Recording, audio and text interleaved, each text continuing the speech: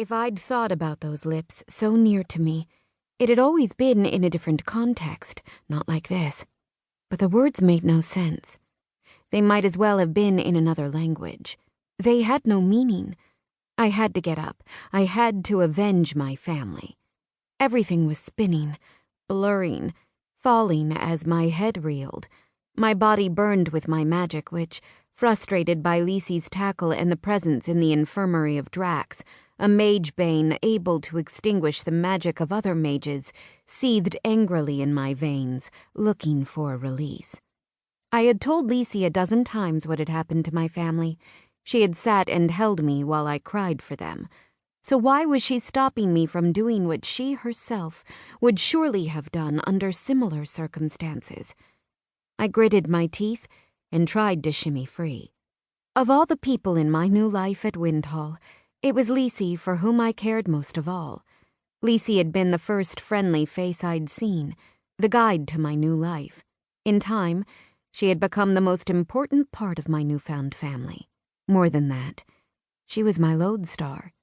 Even so, my emotions for her were subsumed in that moment by the hatred I felt for the Northmen and the overwhelming desire to attack the ambassador. Hate, after all, is a hungry beast that only becomes more ravenous the more it's fed. I didn't have time to think about what she was trying to tell me. Whatever it was, we could discuss it after I'd avenged my family. No matter how hard I tried to wriggle out from under her, my body refused to obey. What was happening? From the corners of my eyes I saw the glow of white magic around me. It was Teimo's magic, which Lyse was able to channel through their shared magical bond.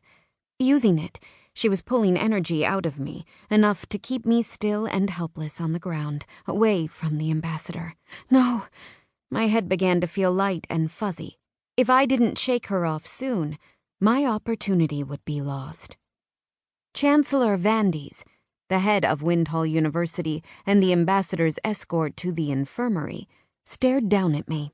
Disgust and horror mixed with surprise writhed across her face. She hadn't expected a student to attack her guest. The Northman woman, however, seemed unconcerned. Her casual indifference infuriated me. Could she not tell from my pale skin and thin frame that I was an ice crowner, a victim of her people? She should at least have had the decency to look worried when I charged her. Was I really so inconsequential in her eyes?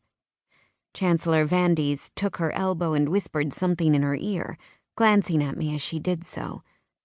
"Whatever the meaning of this, I will address it later," she snapped to Lyse and Teimo. "Chancellor, please don't be upset." Lyse's voice was strained. "Aeryn isn't herself.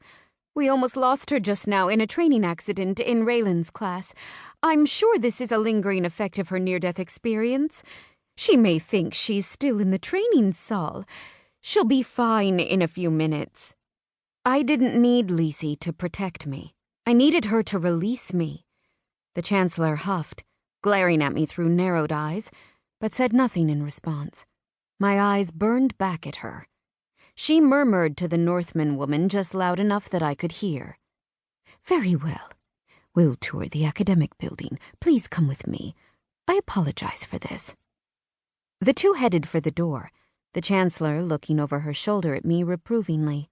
"No," I ground my teeth, fury turning to anguish as I tried desperately to shake Lyse off and follow them, but I couldn't. The infirmary door closing behind them sealed forever my only opportunity to avenge my family. All the life and energy went out of me at once, like a sugar cube thrown into water. Misery swept over me in a heavy, oppressive wave. Lyse's hands started stroking my hair. "They're alive, Aeryn. They're alive. It's okay. You don't have to fight. Let her go." I couldn't hear her words. They were too much for me, far too much. All the bitterness, the sadness, the loss, and the grief that I'd experienced over the last few months came rushing in to take the place of the mindless rage that had filled me upon seeing the ambassador. Not an hour before, I had almost died when my fellow war mage Fagin had sent a knife hurtling into my chest. I had been so